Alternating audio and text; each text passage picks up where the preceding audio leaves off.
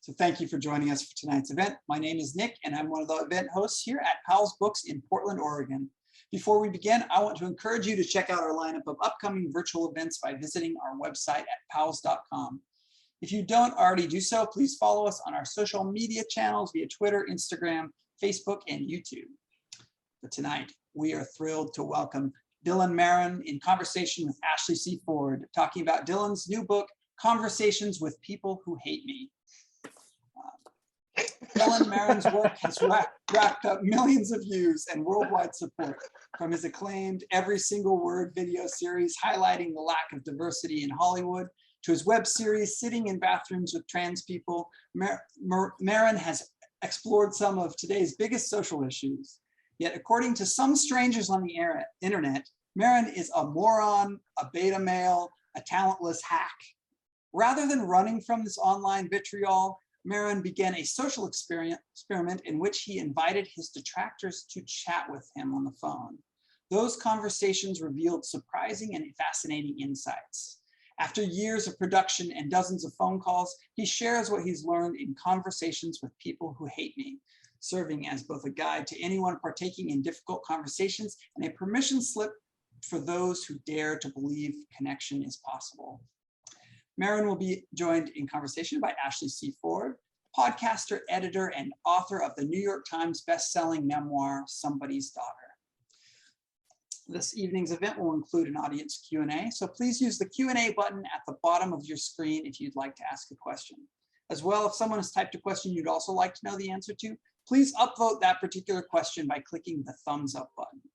Lastly, support Dylan and Powell's by purchasing a copy of his book from us. A link to buy Conversations with People Who Hate Me will be shared in the chat a couple of times tonight, along with links to Ashley's book as well. And this one first. Yes, definitely. This is it. So, welcome you both. We are thrilled to have you with us tonight. Thank you so much, Nick. What a fantastic introduction, and also what a fantastic hat. Let's give it up for that hat, because it is and was amazing, as we know. So, Dylan Marron, thank you so much. Look, he's back with the hat. Wow. Listen, fresh to death. Just making sure the people get another look, and I appreciate that about Nick. Yeah. Dylan Marron, it is so fantastic to be here with you tonight, to have had the opportunity to read this fantastic book, which honestly, I'm not gonna lie, you messed up my life a little bit, not in a bad way, but it is messed up, so forget you for that, but also I love you for that. Thank you for writing this book. It is an honor, and I just want to say, I've said this to you, I turn into just a sycophant when I talk to you about you, but that's okay. I've just accepted my role. I'm an enormous fan of yours. I read your amazing book, Somebody's Daughter, in 2 days, and I'm a slow reader, and I just think you're incredible. So I'm so honored to be talking to you today. Thank you so much. Thank you. Thank you all for being here. Thank you, Powell's, for hosting. Let's get into it. So first of all, what has it been like to have this book be alive in the world? Because I gotta tell you, I got to read it a little earlier than everybody else, which is a brag, but is also a great joy of mine. But when I was reading it, one of the things that I kept thinking was, when this book comes out, there's going to be a reaction. People are going to feel strongly about this book, and they're going to feel that way because there's no way not to feel strongly about what you read in this book. You don't really give the reader any other option. So what's it been like to have it out? Tell me. I think, to be honest, you know, these ideas have been kicking around in my head for so long. And doing this project, I've often described it as walking on a tightrope, balancing, trying to both affirm my belief in conversations, in radical empathy for the other side, while also constantly acknowledging that having radical empathy is a privilege that not everyone has. And I believe in civic discourse and civil discourse, but I understand the minute you say that C word, the word civility comes in, and then the civility warriors descend and hold me up as a little poster child for how people should be talking to each other. And then that can be used as a weapon against people who are doing it the wrong way. And so I have to wrestle it away from that to make sure that it's like, no, I believe in what I'm doing. And also I believe in what they're doing. And I don't think the two negate each other. Right. This is a point I've shared before, but it bears repeating. It's that I think conversation is a form of activism, but I also think that activism is a mosaic. And my tile is this. My tile is this book. My tile is having these difficult conversations. But my tile being different from another tile not only doesn't hurt my tile, in fact, it needs that other tile to create the bigger picture. And so how does it feel for it to be out? I think the process of writing it felt like I was ironing out all of these kind of unkempt ideas that were just floating in my mind and connecting the pieces together and putting a puzzle together. So I think I feel really great that the puzzle is now out coherently for people. Right. But in terms of people having a reaction to it, I'm also aware that that's possible and that is coming. And no one has really yet expressed it to me. I didn't realize that when you release a book, you actually need to give people time to read it before they can react, as coming from the digital sphere where it's just it's out, 5 minutes, reaction immediately. And then 4 days later, it's old, it's stale. Whereas a book, it's I buy books that I end up loving and don't pick them up until a week later. And that's fast, Yep. So yeah, I think I have been so nervous for so long for these ideas to be in a form that I had no control over, a physical object that exists outside of me. And I have gone through all of the processing of anxiety and fear and how are people going to take this, that I think I've run through every permutation and combination in my head of what could happen. The blessings of an anxious mind. And I think I feel that I worked so hard to make every sentence so emotionally true for me. I agonized over this thing to say, if someone has a problem with it, let it be for something that I truly believe in with all of my heart. So that if someone disagrees, at which they have every right to, or someone has criticism, which they have every right to, that I will be prepared. And I've done the investigation within my own soul to figure out why I believe these things, and I think that was part of what took this book so long to write, because you can't, there's something that feels permanent about a book, and I knew that I needed to give every idea that same thorough investigation in my heart. Whew. I understand that. It's been 10 years writing my book. Yeah. And I still could have spent more time on it if my publisher would have let me.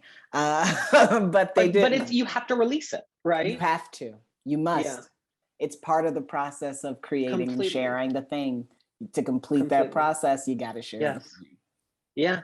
So you just have to accept it will be imperfect. It has to be. Yeah. Because it's going to come from a human. Yeah, exactly. And humans don't make perfect things because we're humans. So can you talk to me a little bit about the fact that while you were, for a good chunk of the time that you were working on this book, you went offline completely, which was probably fantastic for you, heartbreaking for me, but probably fantastic for you. And one of the parts of the book that I really, I don't want to say related to, but I was engrossed by, was when you started talking about the Quaker silent meetings and what it means and what it's like to be part of a Quaker silent meeting. And also what that gave you, what that practice of being involved in that gave you when it came time to have some of these conversations, especially at the beginning. So I'm wondering, what have you learned from silence, like over the course of your life? What has that taught you? I know that seems antithetical to the book because it's conversations, but you know, that really interested me. No, what a beautiful question. And of course you would ask that, which I've never been asked before. So I think what we think of so often when we think of silence is awkwardness, and what moves so many people away from having a conversation. I was going to say a difficult conversation, but difficult or not difficult, you know, is like, and even a not contentious conversation feels awkward. And in this era, in this modern time we live in, you know, there are so many ways to mitigate and avoid awkwardness, right? Like even voice notes is a way to essentially have a phone conversation with someone while while never having to hear silence. You're just having to hear their words. And I don't judge that. I think that's a tool that is like really fun to use, and I use it. But there are, you know, not to sound like a sociology 101 paper, but ghosting is a thing, right? Like this idea, like you actually don't need to confront someone to say that you're no longer interested in seeing them anymore. And I think silence is something that I was really scared of when I had to enter into these conversations, because digitally, as I just said, we can minimize them, we can erase them, you can edit it out, and then it's done. But I also think there's a lot of, there's something golden that happens in silence. There's something really profound. And so with Quaker meeting, for those of you who don't know, the practice of Quaker meeting, the central worship center is the meeting house, and what happens there is meeting for worship, which is that a whole community sits in silence, and then people stand up if they're moved to speak. And the religious interpretation is if God moves you to speak, and the secular interpretation is if you are moved to speak. But the practice is so plain and so simple that it makes room for both, right? Like you can, people come to silent meeting, to Quaker meeting from all sorts of faith backgrounds, very agnostic people, atheists, you know, like all sorts of Christianity, Judaism, like you can come at this anywhere because it's just a blank slate, right? It's just silence, and you can fill that silence in your head with whatever. But the really profound thing that happens is that people kind of just like start popping up like a little like slow symphony. And it feels like, it almost feels like a kind of old school version of Humans of New York, you know, like it, because it just feels like you're like a stranger or someone you don't particularly know well stands up and shares some like deep nugget of brilliant truth about their lives, and you just hear them. But what you have to endure to get there is silence.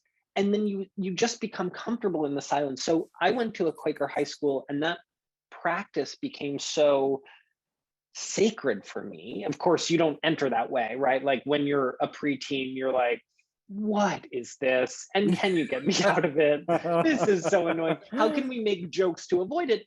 Because it was the same thing that we're dealing with now. How can we mitigate the silence? This feels uncomfortable. Sitting with myself, I don't want to sit with myself for that long, you know? And so I think that prepared me for sitting in the comfort. And something I don't one of my not strongest qualities is that I often try to fill silence. Like Mhm. I always try to make, I also mitigate awkwardness conversationally, Mhm. So if there's a lull, I want to grab it and I want to fill it, and I'm down to be the fool. I'm down to play the role of the fool to fill the silence. But I think that so I want to share something with you, because there's something I cut from that second chapter, and it's because when I fact checked it, the person who I remember saying it couldn't remember that they said it, so I couldn't Mhm. quote them.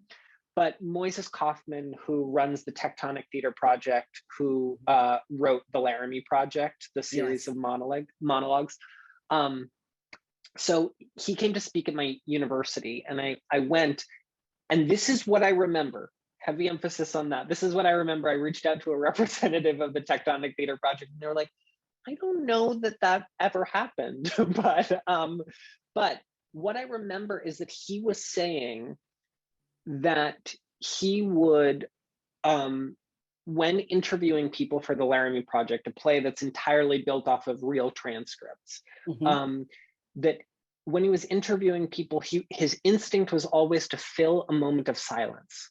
Mm. Um, and then when he stopped himself, that's when he would get like a golden moment, like some sort of fascinating thing.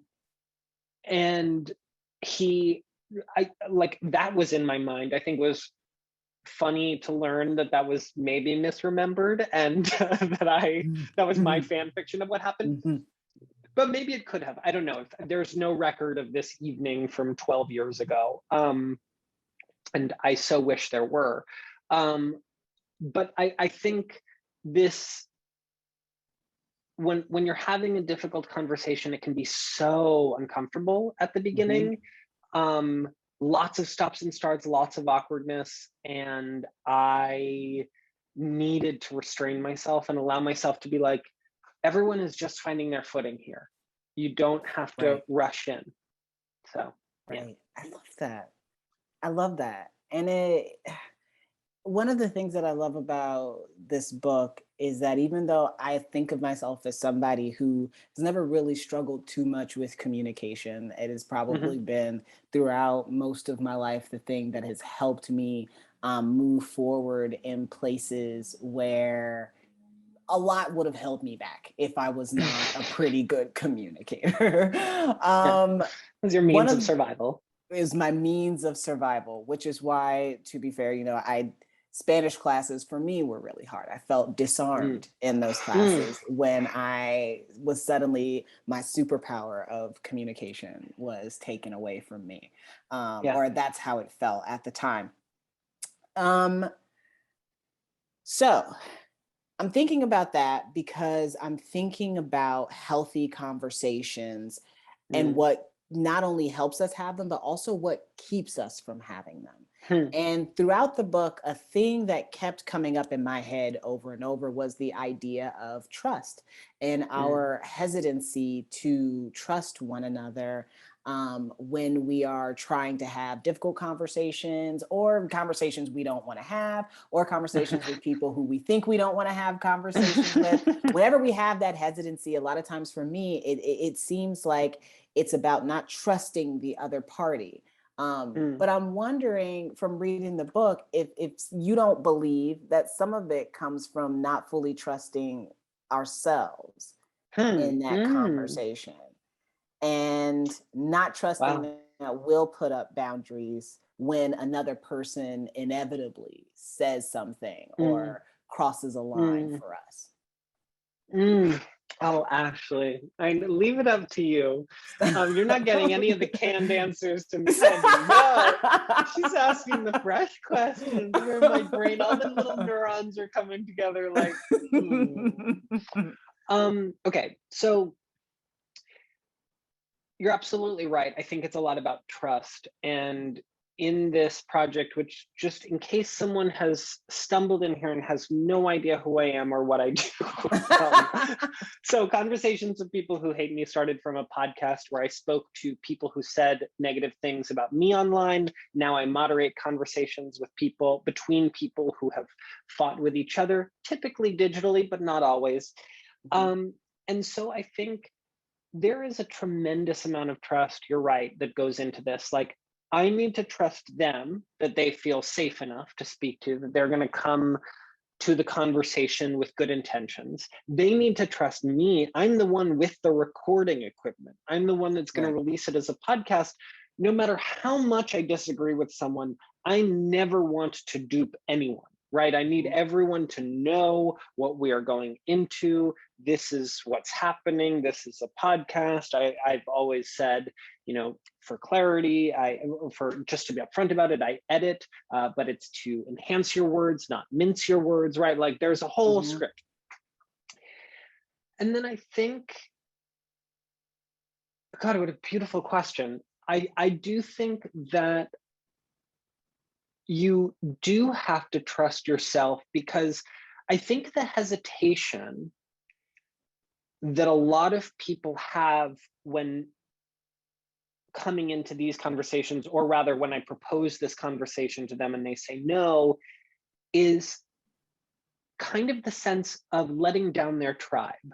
And that's especially true for conversations across the divide. Now, it needs to be said that many of the conversations I have on the show, and some of the ones I'm more and more interested in, are actually between people who ideologically agree with each other or apolitical friction. But for the purposes of this beautiful question, let's specifically talk about the oppositional conversations, the coming from opposite sides of the political spectrum, which are most of the conversations that I write about in the book. I think there is a lack of trust in ourselves, because we feel as though if we don't combat the other person's thinking hard enough or devastatingly enough, that we are letting down our side. And so perhaps there is a lack of trust in our ability to be good representatives. But I also think, and this is something I've spoken about quite often, but a really unsettling and beautiful, both at the same time, thing happens when you have these conversations, which is that naturally, not through trying, not because I'm a saint, not because I am some evolved human at all, you just start to empathize with the person you're speaking to. Again, this is a mundane inevitability, just happens. I say this in the book, it's like sweating during exercise. You don't even have to try for it. You just have to show up for the conversation. And you want to talk about trust, like, suddenly you start to question yourself.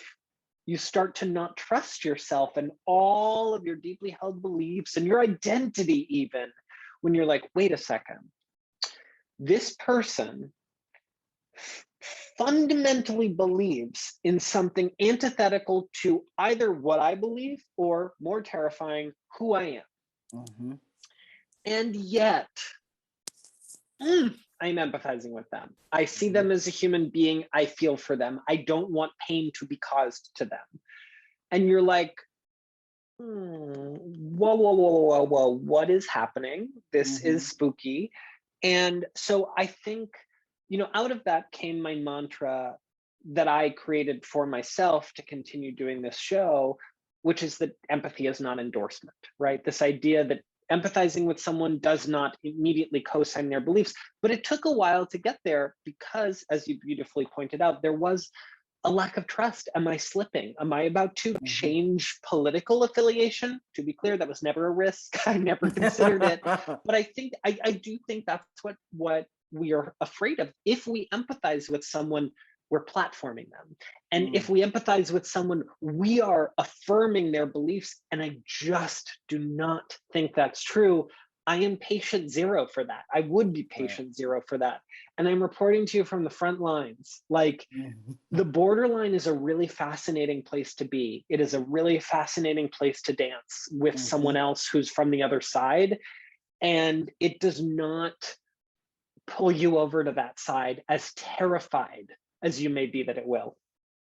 And I think a lot of people are terrified that that's Yeah. exactly what will happen. I think you're absolutely right. So when you inevitably get derailed, because you're a human being, it's going to happen. You have conversations, people derail you. It happens to me when I'm not being, my Mrs. Havisham self and all closed up in my office in my wedding dress, not talking to anybody. When you get derailed, how do you find your way back to yourself and back to the moment you're actually in? How do you keep yourself from going to the places that we often want to go, because we are not really taught to argue with people passionately to solve an issue? We're only taught to fight passionately to win. So when you're not trying to win, how do you find your way back to the point? So, I think that when I feel these conversations are most successful are when we step outside of our conflict, right? And it's like, it really does invariably feel like this truly magical moment when it's like that moment when you're in a fight with a friend, and you kind of feel that you've reached the end of your sparring with each other, and you're like, and you get on your investigator clothes, and you get in your investigator drag, and you step outside of yourself, and you're like, okay, what happened? Was this, maybe there was something you did?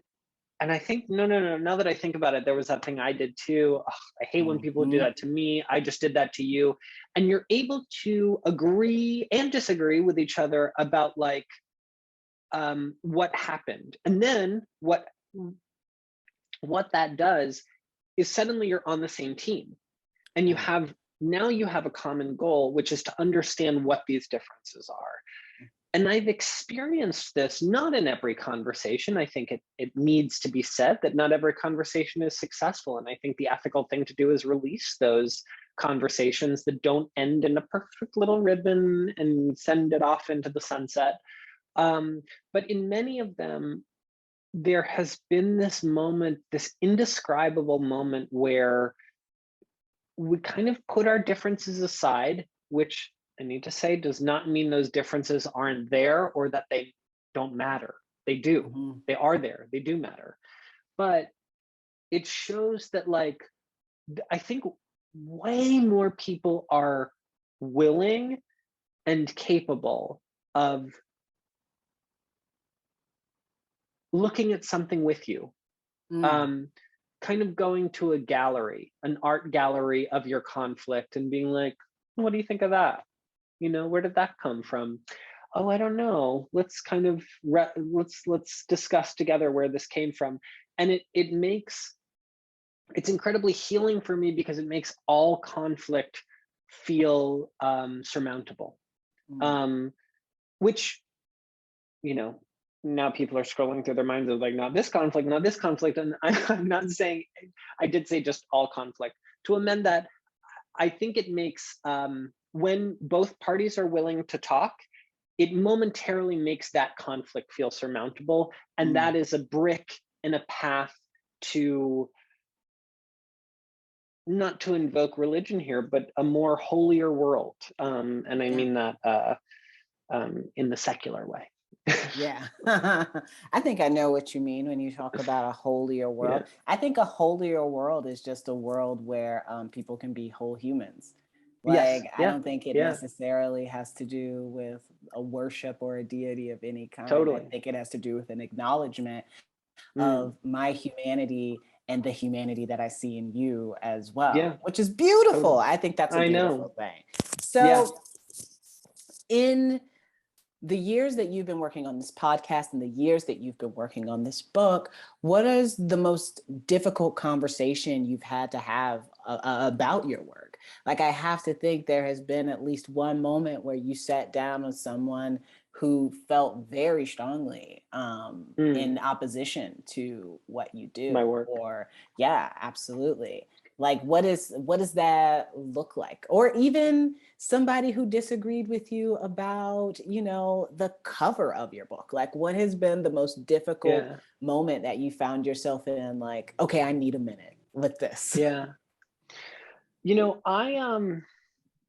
I just had this conversation on my podcast. It was the most appropriate one, episode I felt to release in conjunction with the release of my book. But a friend of mine, and it always hurts more when it's a friend, like it's not a stranger, but a friend of mine has long been critical of this project.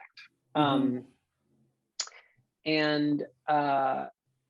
when I wrote an email to a bunch of people about the book coming out, this was back in January, he wrote back, "Please forgive me if I buy your book, read 30 pages, and then throw it in the fire."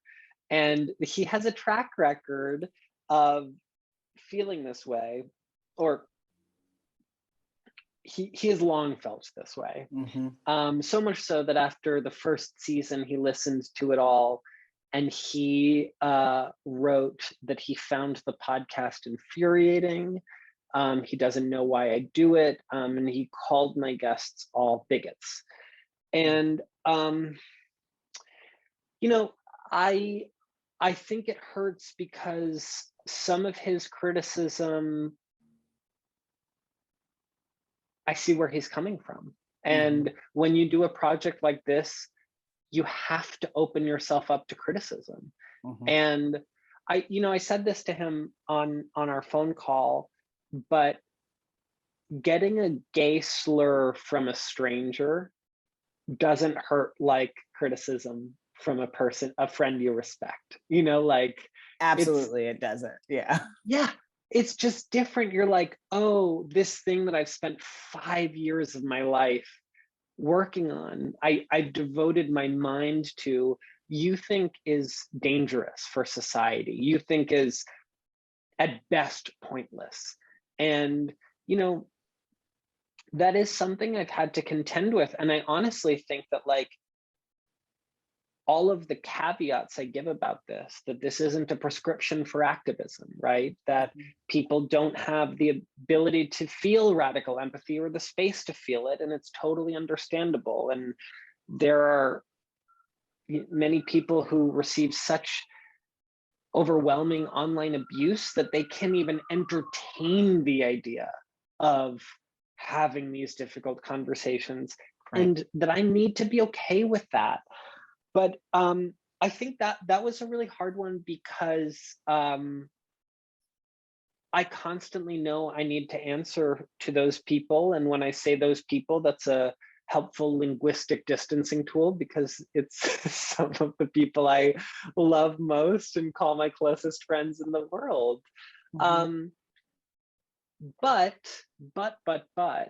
I also think that having that conversation with him proved the value of what I'm trying to do, which is to say, like, he came out of it not as critical of the show, and understanding what I'm after, and understanding that it wasn't a mandate. And I think this is a whole other conversation, but we can get into a fascinating talk about how we think that if someone does work publicly, it is a mandate for all. And this is a legit interpretation of what happens in the public square. I don't happen to think that. I've never professed this show to be a mandate. I've never said everyone needs to do this. I've written this book for the purpose of people who are curious about difficult conversations. For me, it's my internet detractors, but that's a fill in the blank for you. For some people, most listeners write to me about how they apply this podcast, this book now, to conversations with their parents, conversations with a sibling, conversations with a family member who they severed ties with in 2016 or earlier. Like, it's a fill in the blank, and it's not my job to tell you who these conversations are for that you need to have, nor that you need to have them. I'm not standing on high and demanding this. This is my story, but this is also a guide for people who can, I say this, but you can take what you want, leave the rest. It's just pick and choose what works for you, see what resonates with you. And then I hope that you can successfully apply that to your own relationships. Okay. First of all, to the audience, just so you guys know, we are going to be doing a Q&A in just a few minutes. So if you have questions for Dylan, if it's something that you want to have him expound upon that we've already mentioned, or something that I have regrettably not mentioned that you want some insight into, go ahead and leave that question in the Q&A box. If you don't necessarily want to ask your own question, but you want to go in there and see what questions other people are asking and vote some up, that is another option for how to participate. So we'll get to your questions, guys, in just a few moments. Just give me a little bit more time to hog Dylan to myself. So I hear you talking a lot about what these conversations and having these conversations has given you in terms of perspective on the human condition, in terms of perspective on human communication, which I love. But what do these conversations take from you? Ashley, God, you really, what if after every question I just praised you? It's like, wow, that's my way of avoiding it, and we just move on to the next question. What do they take from me? I think a big misunderstanding is that they drain me of energy. I'm answering your question with a negative. So this is, but I do think it's helpful to address that everyone always asks how I practice self-care after these conversations. And it's like, this project is draining, but the conversations are the best part. They are the pearl in the ocean. Like, what is draining is everything that leads up to them and all of the violent no's that I get in response, the people who tell me why this project is stupid and why I shouldn't even ask them. And of course, I don't want to have this kind of conversation. Don't even ask me. And then I have to wrestle in myself to say that, oh, I actually put that defensive tone in their mouth because I feel judged by them, and that's on me, you know? And then the other draining part is then carrying these conversations into the public square, because as we talked about at the beginning, it's like, this is a challenging tightrope to walk. And I have to reconcile the fact that some people have very legitimate critiques of this project, even if it's critique couched in interest and fascination and, you know, support from a friend, like it's still a critique. So it's walking into the public square. What do they take from me? This is really such a new question that I want to figure out how I can answer this as honestly as possible. I'm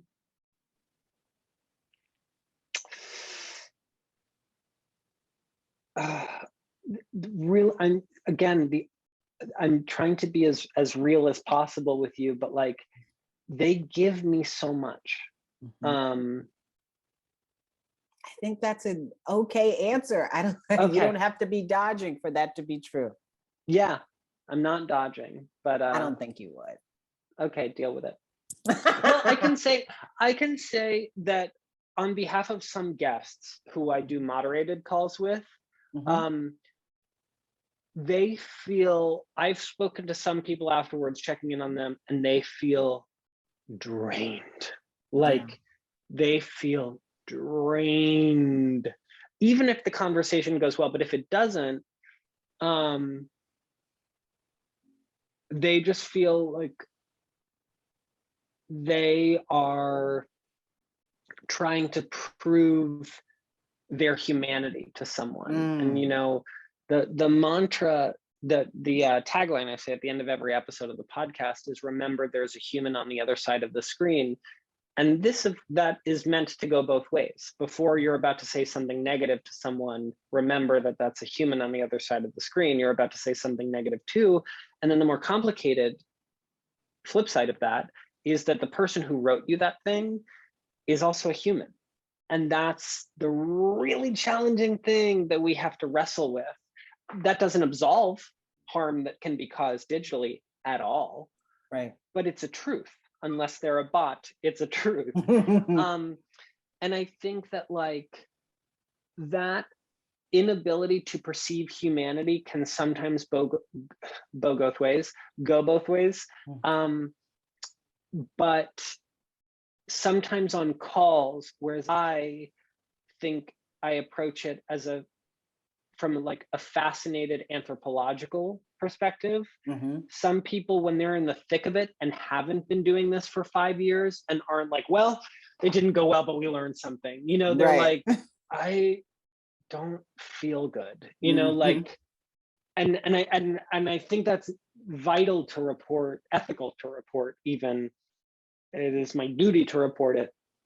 More synonyms, because. Yeah, I think it's real.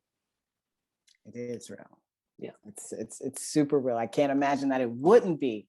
Do you spend a lot of time on TikTok? Because I do, and one of my I spend so much time on TikTok, and one of my favorite TikTok memes is the TikTok meme of what is the topic that you talk about so much that your kidnappers return you to the spot where they picked you up.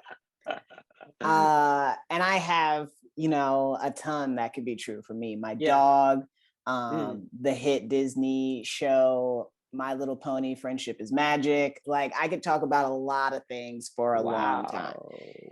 You personally, what is that for you? Is it just the type of things that we're talking about in conversations with people who hate me?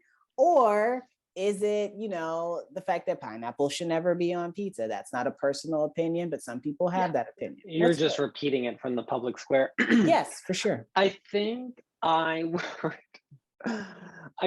sure, we can talk about this. I think sometimes the more I use the terms nuance and complexity, you see people's eyes glaze over, and the importance of infusing nuance and complexity into the public square. And they're like, okay, got it. Here you go. They take the tape off of my mouth. I would honestly, as a child, I kept a grid of every film award winner leading up to the Academy Awards so that I could correctly predict it. And I would tell them how over time, different awards became different predictors for the Oscars. And that for a while, the New York Film Critics Circle was my secret at seeing who won there to figure out who was going to win the Oscar, with a kind of weird math mixed in with the BAFTAs, mixed in with the Guild Awards. And then they would be like, one, we want to see those grids, but here, I'm returning you right now. Leave the grids. Leave the grids. You can go. Yeah. You can go. Okay, I am going to stop hogging you, and I'm going to share you with the rest of the audience. Wow. We're going to go look at some of their questions right now, but I do want to quickly say thank you for answering all of mine, because you are amazing, and it's always fantastic getting to talk to you. Okay, let's see who's at the top. LT says, how do you build trust when someone attacks you verbally and doesn't think they've done anything wrong?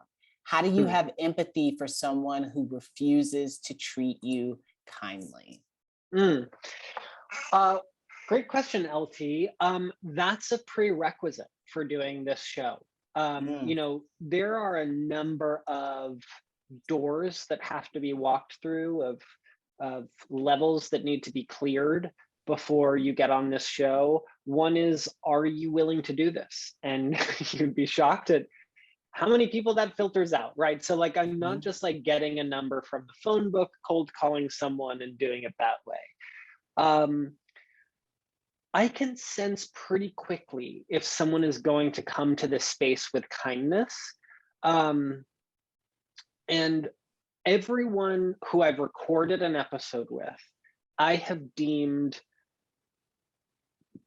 appropriate to speak to or speak with or connect them to my other guests that I'm moderating them between, because they have shown a curiosity and an empathy and or a capacity for empathy and a willingness to be vulnerable. You know, that's really all I'm looking for when I vet them.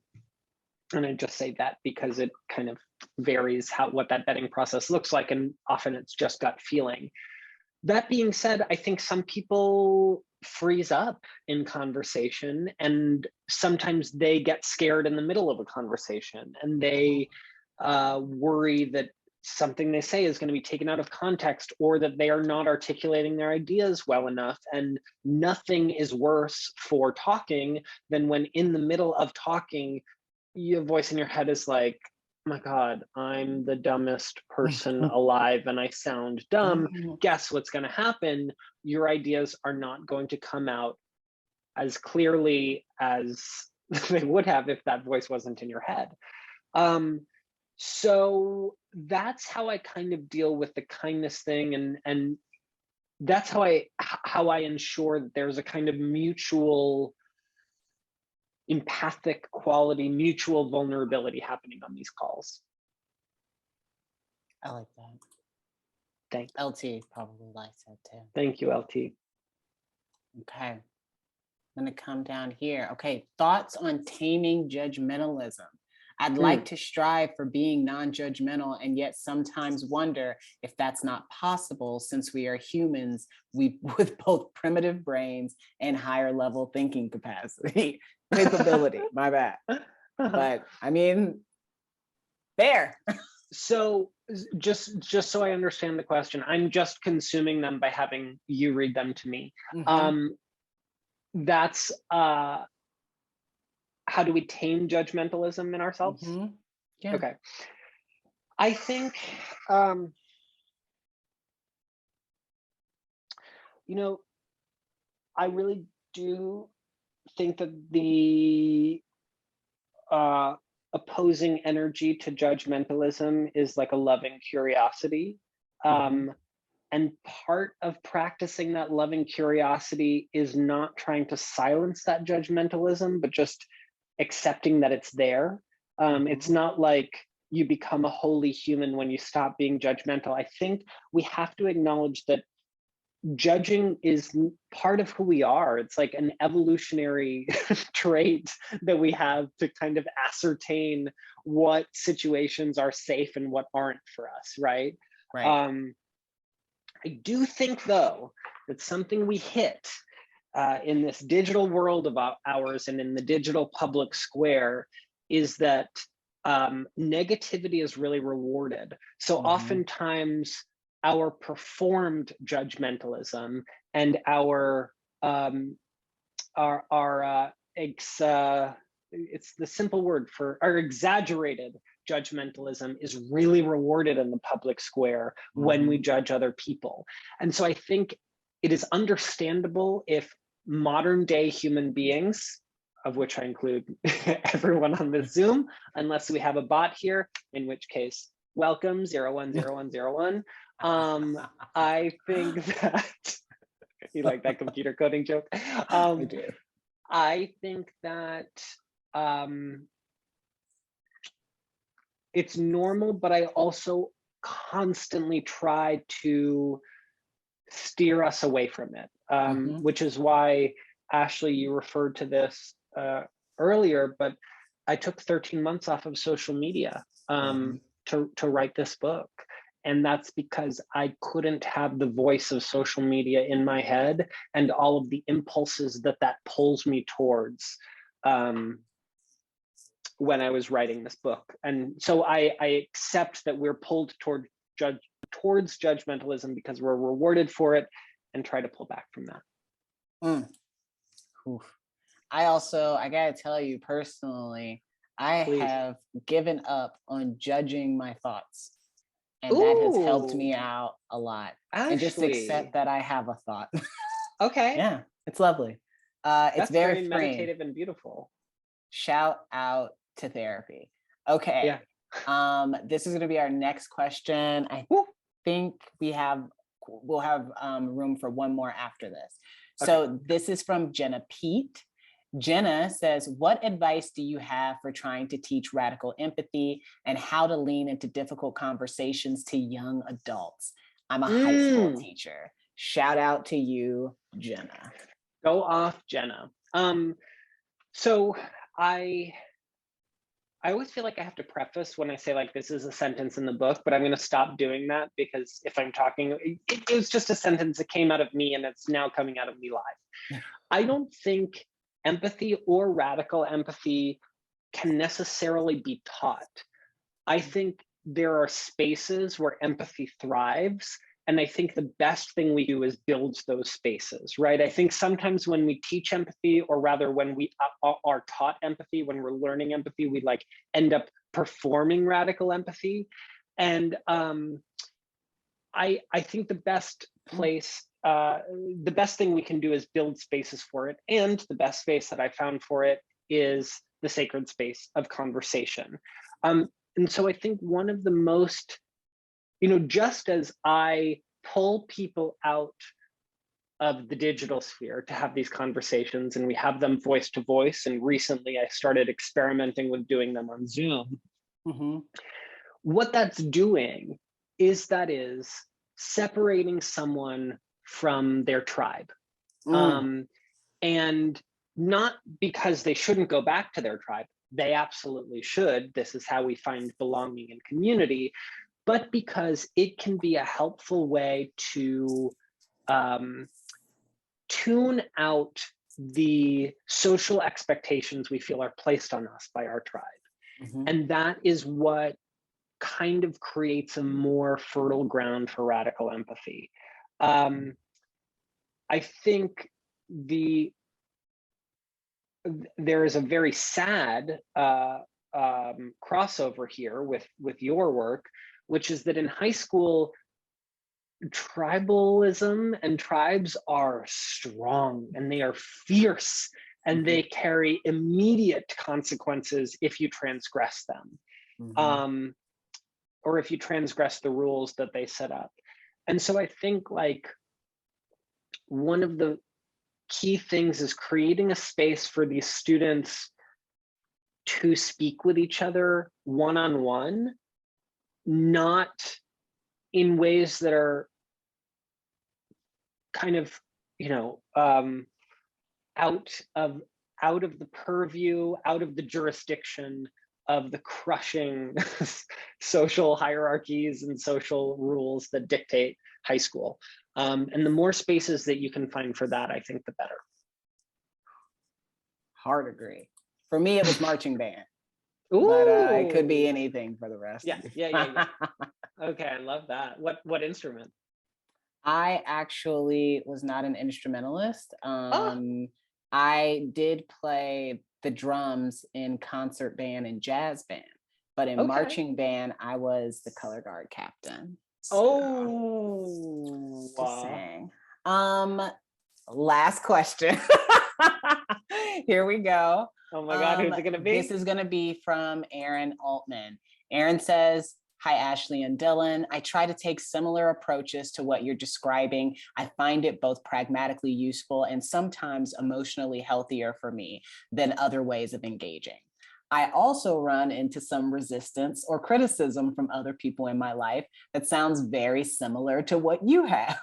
What can we do to make this approach more approachable? Or is it better left to the people who are naturally drawn to it? Getting right to the heart of what I think about all the time. I think in terms of drawing other people towards having conversations, I think the best thing we can do is to have them ourselves and to report on our findings. That's quite literally what this book is. But it doesn't have to be a book. It can be just another conversation you have with someone else. I think it can be a modeling of a new relationship that is formed out of a conversation like that. I think you're going to get, building bridges is not the most popular thing at the moment, and in some cases that's for a very understandable reason, because the people who really vehemently disagree with it are often people who have tried to build bridges all of their lives, and those bridges were burned right in front of them. I think many people, especially marginalized people, have tried to build bridges and not succeeded because the people they were trying to build those bridges with were not interested. So I think conversation, to even distill it more simply, kindness is not an adequate political strategy, right? It's not a salve that can happen.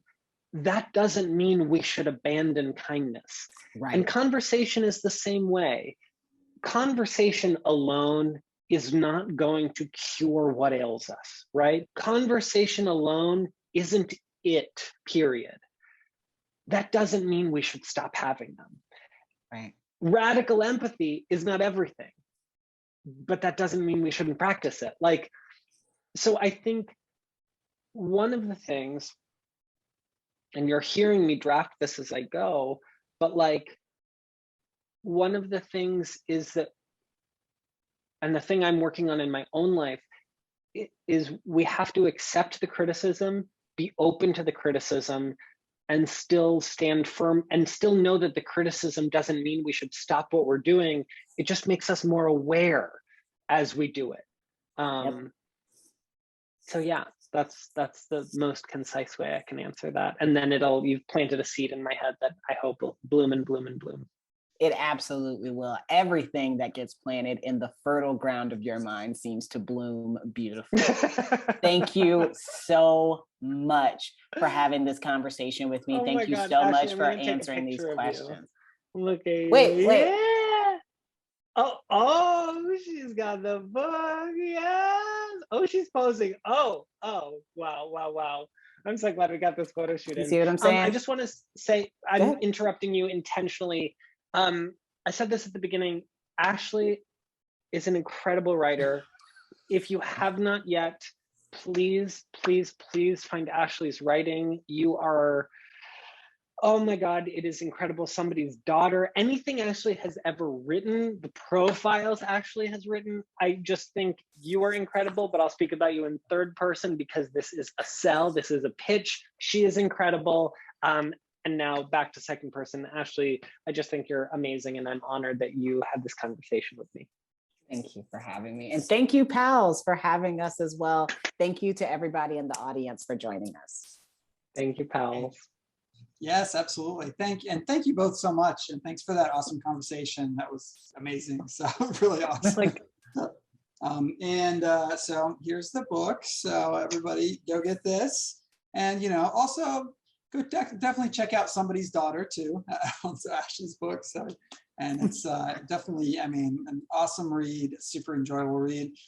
Check it out on powells.com, and while you're there, check out upcoming events. We have a whole lineup of live events and Zoom events just like this one. So once again, thank you both so much for being here, and everyone out there, have an excellent evening.